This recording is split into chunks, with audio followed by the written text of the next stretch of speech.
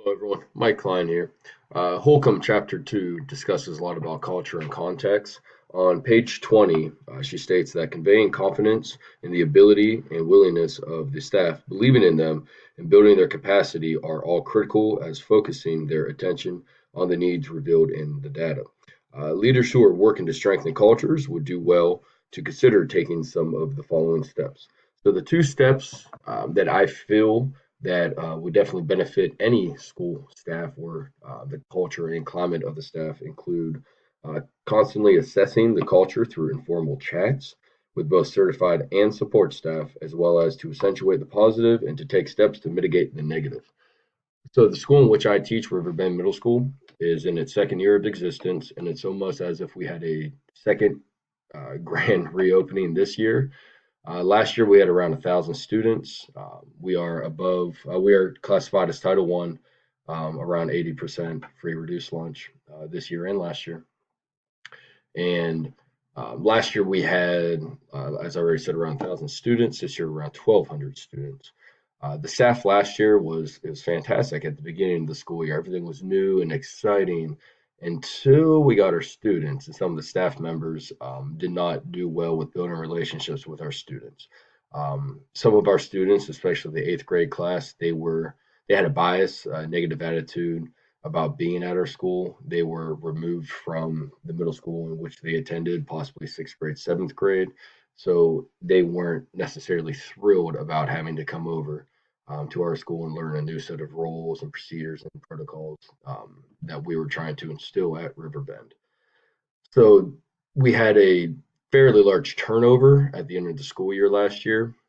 This school year, the 2018-19 school year, we had 32 new staff members and an additional 200 plus students. So we now have over 1,200 students.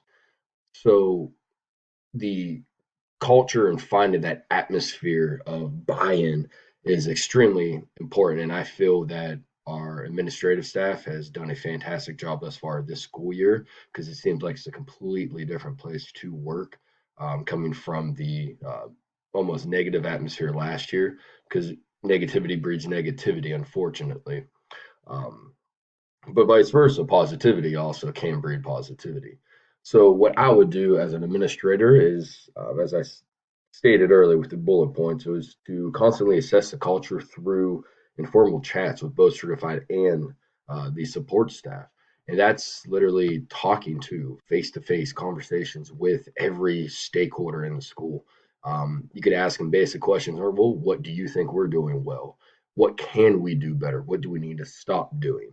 um, at the school. And just by collecting this data, you kind of get a feel of how the atmosphere, how the culture is at the school, and what we need to do to move forward to continue growing, and to continue assessing our needs, not just the needs of our students, but the needs of the staff. Um, Another thing was to accentuate the positive, just to send out a daily email, weekly email of just all the great things that are going on, just to give someone a pat on the back, say, hey, you're doing a great job. Let's share this with everyone, and it could be through the morning announcements and so on. So those are some of the things that I would implement. Like I said, just face-to-face conversations. They can create a Google Doc where you can come into the office and meet with them in person, just ask those few questions. You could simply just walk around the hallways, just pop into the classroom, and based on a quick informal walkthrough, just afterwards when you're discussing what you see, just, hey, how's everything going? How are you? And I think just by doing that, you're going to create a culture of caring, which then will, bring more unity within the school and allow all stakeholders to get that buy-in so we can allow for our students to achieve greatness. Thank you very much. Have a good day.